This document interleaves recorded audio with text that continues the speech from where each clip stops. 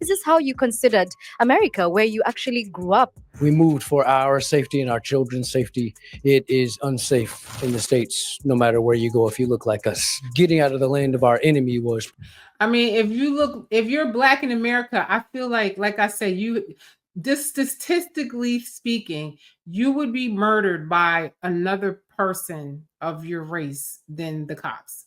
A Black man will probably be murdered by another Black man before the cops or a white person. So it's like a lot of people are saying this, but I don't believe that to be true in America. You know what I mean? Yes, there's instances where the cops kill people, but it's not more than Black people kill each other. Priority number one, to make sure that no matter what we did to build a business or to simply just live the simple life, we will be protected in that. Nakia, is this also what you think? This situation is like a town hall. And listen, they have crime in Africa. They have drugs in Africa. They're colonized just like America. So you might not have the same problems in America, but you are going to have a different set of problems is what I'm seeing. And, can you handle it? Discussion. You have the African Americans on the left side, and all of them are wearing African garb, okay? They're like real pro-Black, and they just got their citizenship, okay? And on the right side, the further right side, are all of the Ghanaians who are dressed more or less as Europeans, right? And these Ghanaians are pushing back on some of the ideologies that African Americans are there. And so they're saying, hey, the African Americans are rising the prices up, and we want to go where they. How funny is that? Now just pay attention to this. He said all of the Black people that came from America have on all this African garb, and they African and they black, and the people in Africa look like Americans. They got on a European type of Western clothes and stuff, and it's kind of funny almost that the Black Americans is looking more African than the Africans. It's kind of funny. They came from, so that's the kind of debate that's going on here. Nakia, is this also what you think? Land of the enemy. Is this what Baltimore was to you? For example, in Baltimore, we have the highest, a very strong crime rate in my city. And I think that is due to the fact that people are completely lost. And so all of that anger. I agree. The crime that we commit against each other, it definitely has to do with just not being conscious. You know what I'm saying? But again, they have crime in Africa. They have gangs in Africa. They have, what do they call them? Like militias or whatever. And they terrorize towns and stuff like that. So it's not like they're colonized too. So some of the mentality is the same. You know what I mean? I don't know. I don't know if you're escaping that when you go places like that. I don't know. I would have to know from somebody that lives there. Aggression gets pushed out onto the streets, and then we're suffering. For me, even I think back when I was in school and doing university, I remember I used to go on my phone and try to find an app to look at to listen to radio stations in Accra just to hear the language. And I remember one night I was just sitting there and I almost just cried, just to not to know that this was taken from me. You're shaking now as you have goosebumps everywhere. Because the thing about it too that troubles me a little bit too is that they have Black people thinking that everybody was stolen from Africa and brought here, but that is not true. They tell us that so we don't have any rights to the land here. But there were many people that are brown that were here when colonizers got here. Everybody Black was not bought here from Africa. They were already here. Black people are indigenous to everywhere on earth, not just Africa. And that is something that we have to stop believing. We really do. Because that's crazy. My great-great-grandmothers, these are the songs that they would sing. These are the languages that they would use, and we don't have them anymore. So this is the reason that they're trying to explain to the other Ghanaians why they are coming back to Ghana as African Americans. Why are they leaving the great USA? So you've already heard it's too much crime, it's not safe, and this lady wants to reconnect with her roots. And it's even hard to explain how that that stealing of our identity impacts our hearts. And so when you see us celebrating, when you see us happy to be in Ghana, even though we know the conditions aren't great here, the economy is not great, but slavery left a deep wound in all of us. She has no idea if she is a descendant of slaves or not. Maybe she might have done the genealogy, or maybe she might have done, like, I have a friend that traced his family history to slavery. But there are people that were here that were not slaves. Everybody was not enslaved here. They make it seem like every Black person that was here was enslaved, and that is not true. That is not true. Every Black person did not come here from Africa. They tell us that so that we can't say, oh, we're from America. We say we're African Americans. We're not African. We're American. A lot of people don't want to hear that, but everybody did not come from Africa. And that we keep saying that. Left a deep wound. And when you see us coming, it's because we're trying to heal that wound that was placed. Okay. Thank you so much for being so honest and vulnerable with us. There's a culture that is right here in this land that is ours. You understand? That probably originated in Africa. We don't know. But there were Black people here before colonizers. White people did not bring Black people here and enslave every last person here. That wasn't the case. It just was not. That is false. And we believe that. This is what I'm saying. Whatever colonizers tell us, we believe it. But that's just not the case. It's just not the case. You know, they'll tell us anything and we don't know any better. So we just accept anything that they tell us.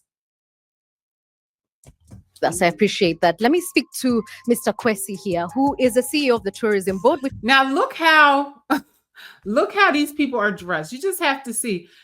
The African people are dressed like Westerners. They have, regular clothes on, and it's so funny how the people there want to go be in America and the people in America want to look African. It's just so funny that these African people are looking at them like, are you retarded? What do you want to be here for? It's not good here. Like, we suffer and struggle here. Like, what would you want to come here for? This guy, watch what he's going to say. Which is behind this initiative. There's a lot of pain and trauma and fear that a lot of people are escaping coming into this country. But was this your idea when you launched this initiative? Yes and no. Yes, we knew that we had to make the connection because we've been separated for far too long and we didn't understand each other. And so, yes, the idea was, let's reconnect, let's bring us together and see how we can work together, cultural exchanges, tourism, investments, and everything that makes us one people. And so what he ain't saying is that they get paid money to do this. And there's all kind of people on the internet that's doing this and helping people move. And, you can pay them as consultants and they'll help you find property and blah, blah, blah, blah, blah. So there's money involved. It's not like, oh, we love African, black Americans. It's money involved. They ain't doing it for free.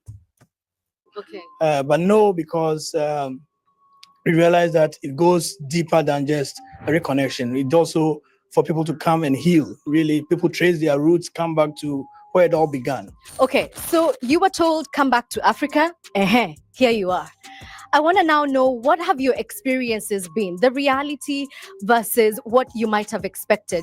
Nakia, earlier you said that the state of the economy is not great, and yet here you are. Why? I think where Africa beats America in development is social development, in terms of how people are raised in here and having respect for your elders. Now, this is true because my friends that are African, they do say that,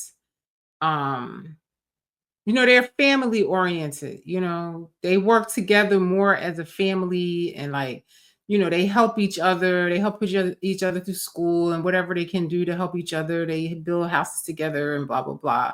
Where here, I feel like once you hit 18, your family throws you out and you're on your own. Like, it's just different here, as far as that goes. She'll explain more. struggled a lot with my mother. My mother passed about 2 years ago. I actually was taking care of her for 5 years by myself because I couldn't get my family to understand that we as a family should take care of my mother together. But here in Ghana, you don't have that problem. You don't even really see nursing homes. That's good. Absolutely facts. That is one thing that I would say about living in Africa. I'm not in Ghana, but in Uganda. Community is better here in a lot of ways. Not every way, but in a lot of ways. You know, it's a lot of support. There's a lot of working better as a team here. Now, this we need to learn how to do. Work as a team and have community and unity, because we don't have that at all here. Like I said, shout out to Afro Think Tank, my brother. He was talking about when he's in Nigeria, if he sees a, 5 14-year-olds or 16-year-old young men coming by, just, hello, sir, how are you doing, sir? But if you're in DC, you might be trying to walk across the street. Somebody in the comments is saying define Black American. According to racial codes, they are Black Caribbeans, reclassification labels for their descendants born in America who do not have a green card or dual citizenship. Listen, I don't know about all of that, what you're saying, but I do know that there were Black people here before. And I'm a person that just believes that Black people are not indigenous to only Africa. They are indigenous to every corner of this earth. Any country that you go to, Black people were there first, period. That's just what I think. You know what I mean?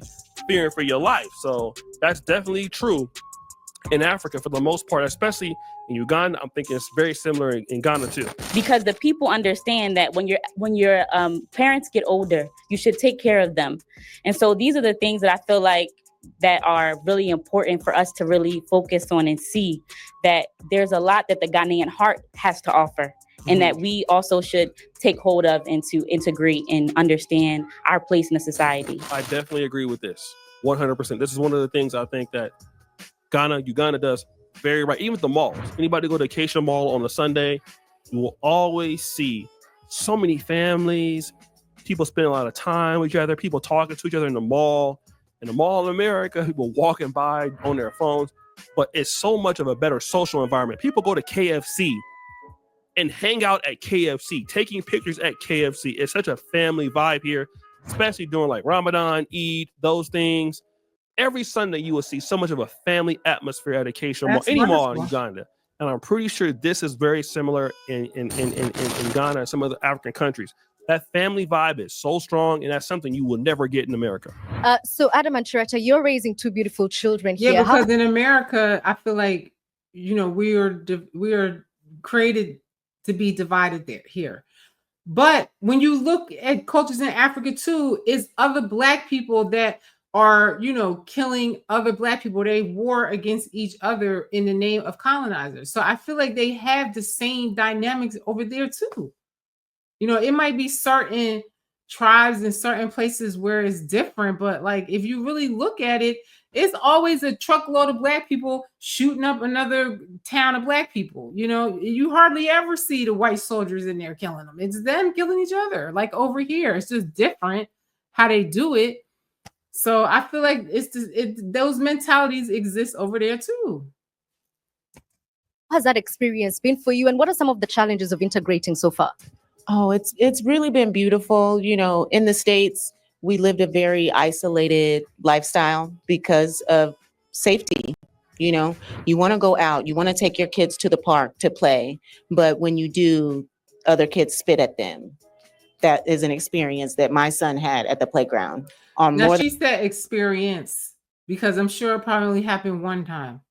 I grew up in a predominantly white community, and I can count on one hand the times that I was called nigger. One girl did spit on me. I tried to kill her. But other than that, I've been called a nigger more than by Black people than anybody. I've been fist fight and fought with Black people more than anybody. I've been I didn't even have white bullies, really. It was other Black girls bullying me. So I don't understand that. I don't understand. And they're like, New York, where I'm from, I just, I felt more worried about the shootings on the playgrounds and stuff like that. They had a shooting up the block at the elementary school, and the girl got hit in the car. I'm worried about what's going to happen to me by people that look like me. you know, and nobody wants to be realistic about this, and they have issues like that over there too in some of the countries over there. So I don't know what is going on here. Than one occasion. And so we lived a very isolated life. So to be here and to be free and to see my kids be able to be joyful and that not be a crime has been a very, very beautiful thing. Okay, I really love how beautiful this is sounding, and I'm just gonna throw a little bit of pepe in here. Kojo, tell me, are the people who've returned romanticizing the idea of Africa a little bit? Maybe a little bit. Tell me about that. The African people think they're crazy of what they're saying because they know what really life is like there, and these people are like in a dream state almost of what life is like there. Listen to what the people that are from there have to say, and look at how they are dressed. It's really interesting. Well, the truth is, we are survivors here in Ghana, and the reason why it may look like it's like we want to switch places with them is because of that doggedness that the country has built inside of us. You've gone through the educational system. You've put together yourself to be on top of society, but then there's no opportunity for you to use them and put yourself in a better place in the society. So let me ask that question, because you did talk about immigration. Let's talk about that. We want to trade places with them. Okay? You guys are coming over here. You already have an education. So, you've already benefited, but you already have your opportunities. You're in America. You're from America. Yet me, who has grown up in Ghana, I've done everything right. I went to school. I've gotten good marks. Yet the opportunities are not here for me, but it seems like the government wants you to be here and not me, because your celebrities are coming over here. So, like I said, remember there were land issues and all of that. So this seems to be an issue. Immigration.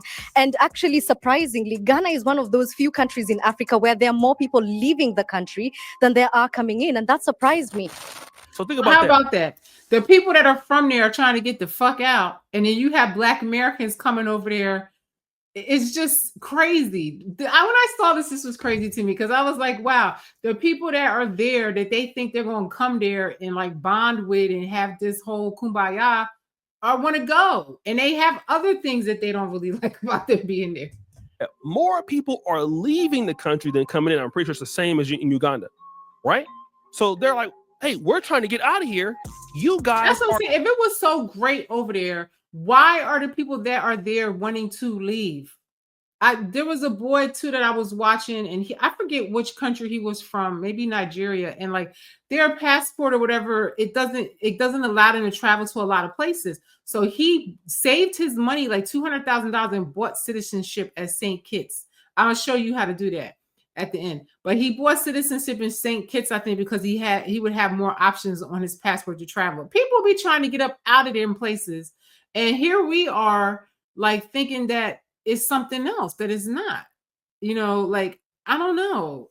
Are coming here. Why is that? So I want to know from the people at the back, anybody, if you got a chance, are you taking the plane to get out of Ghana? Let me see by show of hands if your answer is yes. When you hear these people come and say, hey, this is a beautiful country, we need to reinvest back on the continent, how does that make you feel? I feel it's because they have money. That's why they're coming back home. But for me, I want to leave the country because the economy here is very bad. Let me hear one more. They're saying? They're like, Black Americans won't come here because they already have money. They have savings. They come here and they set up businesses or whatever they're going to do. But the people that are from there cannot afford to do that. And then them coming there messes up the economy too, because it makes everything cost more. They're going to explain. Oh, person at the back. I would love to leave the country.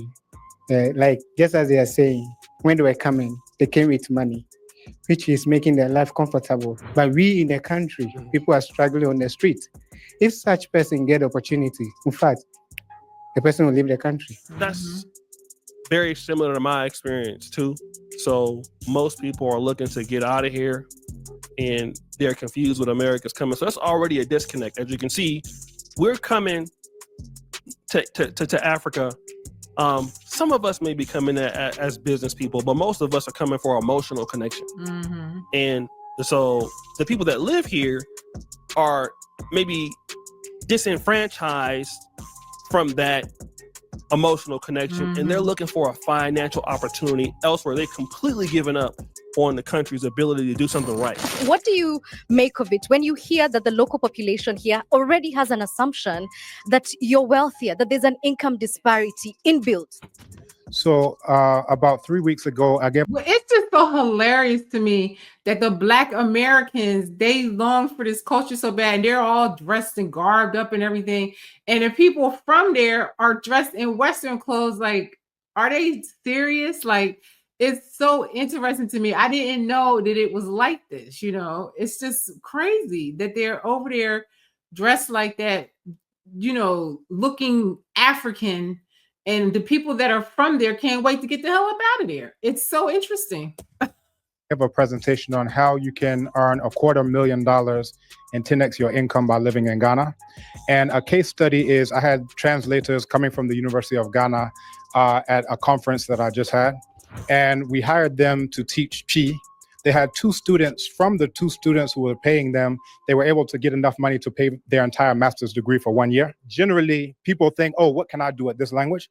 But I'm saying that you don't have to go outside, and that was a message that they learned. There's someone in the world. A little bit, because I want to show y'all some other stuff, but I want you to hear what the African people want to say. And buy it. But can you imagine getting to Oxford Street and there's a vendor selling this thing, Prof standing there. The moment the person realizes Prof is coming from outside, his donation, the person prices this thing very high. So it brings a certain gap. But at the end of the day, once the prices go up, it doesn't come down. And we are the ones who suffer eventually. So he's saying that they don't like the Americans to come there because they come and then everybody jack up the prices for them because they have money. And then the prices never go back down for the local people that are from there. And it causes them to really struggle. And I never considered that either, you know. So, you know, we're not really helping them going out there, you know, and they don't really like us there. You know what I mean? It's very interesting. Boom. That's something that I did not know. I'm in Uganda. Either. Uganda is not very popular with diasporans relocating here, right? And that's probably why the few African Americans or the few Black diasporans that are here don't get much animosity towards them, because again, it's not many of us that are buying things locally. What if we were to buy a lot of local clothes and things like that? But because you have so many African Americans and Black Caribbeans and Black British, they're spending at a higher price. This goes up for everything, for the clothes, for the rents, and they can afford it. What about the people that can't afford it, because now the price never comes back down? So then that becomes a situation of towards animosity. Like, you are creating economic problems. Like he said, it caused animosity because they're coming over there and making the cost of living in life more hard for them. And it's like I said, I forget which country it was that these girls, a lot of the people that went over there, they wanted to leave. I can't remember which country, because the people over there were like, no. And like they did not treat them good. They didn't want them there for the reasons why he's saying. Yeah, I think someone say that too.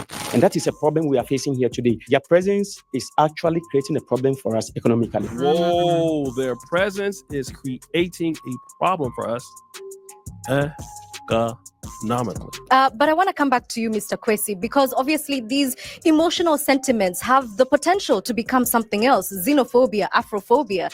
Are you just telling people come in, or are you putting in place strategies so that integration is sustainable and seamless? This lady is a great interviewer. Yes, she is. Where in the hell did they find her? In terms of the expectations from both sides, when we started honestly, they're colonizers. They're just Black. They're just American. They're American colonizers. They're coming over there and they're changing, you know, how everything works for them over there. And I know they have to have a little animosity towards them. Of return, and we started our first December in GH. The prices of goods in December more than quadrupled, because people thought, hey, this is a year of return. We have an opportunity. Let's milk it. It happens everywhere. When you go to the Olympic Games, prices of everything goes up. Yeah. But then we had to meet with people at the art center, with the tour operators, with hotels to explain to them that we are in this for the long term, that this is not just an open window for you to cash in. So it's something that we are building, but it's not going to take a day. The cultures are different, so let's try and... I don't care what he's saying. Once people are getting that money, they are never going to go back to making less money. He sounds crazy. Work ourselves to integrate. So when I talk about cultural integration, it's also looking at how do we make sure that people understand what we are doing and they are not taking advantage of our brothers and sisters who are coming back. Yeah, Jennifer, because you're the latest arrival, if I could call you that, do you feel that because It's of your... so funny, like you can tell who the American ones are because the American ones are all dressed up in African clothes. The African people are dressed in European clothes. Look at the guy in the back with a suit on. They have all the African people have on regular clothes. accent, sometimes people want to take Very advantage of you. I would say that sometimes that is true, but it's not just true for African Americans. I think it's true for anyone that has an American or UK accent, even if they're Ghanaian. When we're talking about Ghana, Ghana is a country that has a population of over 30 million people.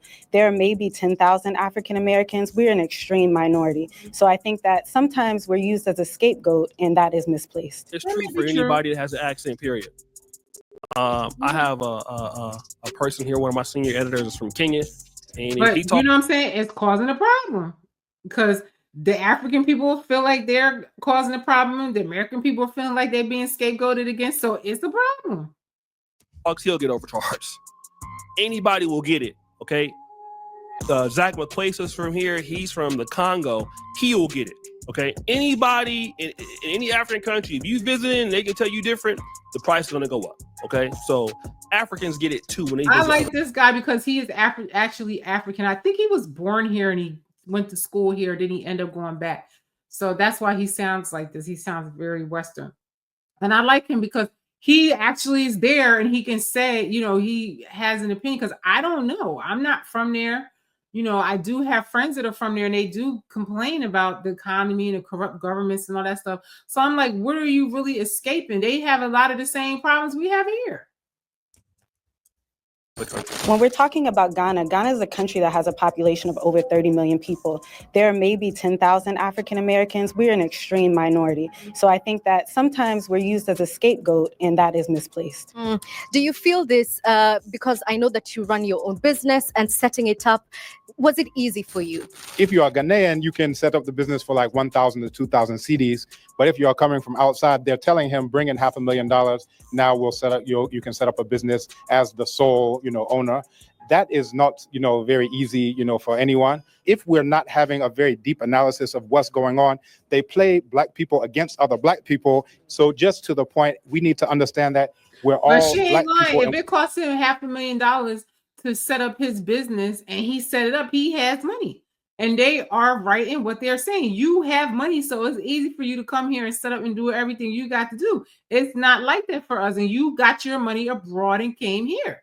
So I understand what the African people over there are saying. They can say whatever they want to say, the Americans, but I get what they're saying, And we have very common genotype, common phenotype, and a common thrust for survival that we need to have, as opposed to divide and conquer. Let's play those. Listen, it's divided because y'all come in there with making everything go up, and the people that are from there that don't have American money that they're bringing with them, and they don't have American connected, stuff. He probably does stuff back and forth. I mean, you have $500,000 to set up a business. You ain't broke. You had money. You understand? The average person there, they don't have what he has, and then he doesn't understand why they would feel a way about the Black Americans being there. And he's saying divide and conquer, but it is a problem for them. Fantes against the Fantes, Bloods versus Crips. They do it every single place. Okay, but what I'm hearing is that Black we may be, but our bank accounts surely are not the same. Exactly. I love that girl. This lady's great. There she go. That's exactly what it is. I'm not from there, but I feel what they're saying. I felt like it was a little cocky of him to come and stand there with his money and his expensive African clothes on and saying that, divide and conquer, or, we're being scapegoated or whatever. But the people are telling you it causes a problem in their day-to-day lives. black we may But that's be, just how our bank Americans accounts are already not the have same. that And shout out mentality. to Dr. Cambon, right? He is a guy. He's a genius. We should have more focus on him and not Dr. Umar Johnson. But what she's saying is true. No matter how much you want to look at it, and again, I'm a guy that lives in Africa, family. No matter how much you're trying to connect, it's like, oh, but he's rich. He got money. You know, so it's not gonna hurt him. Like, he can afford it. You can express all of your money issues. You know, people sometimes, you know, you have days you have money, days you don't have money. But you're from America, so you are always rich. Oh, he can get it. He can get it again.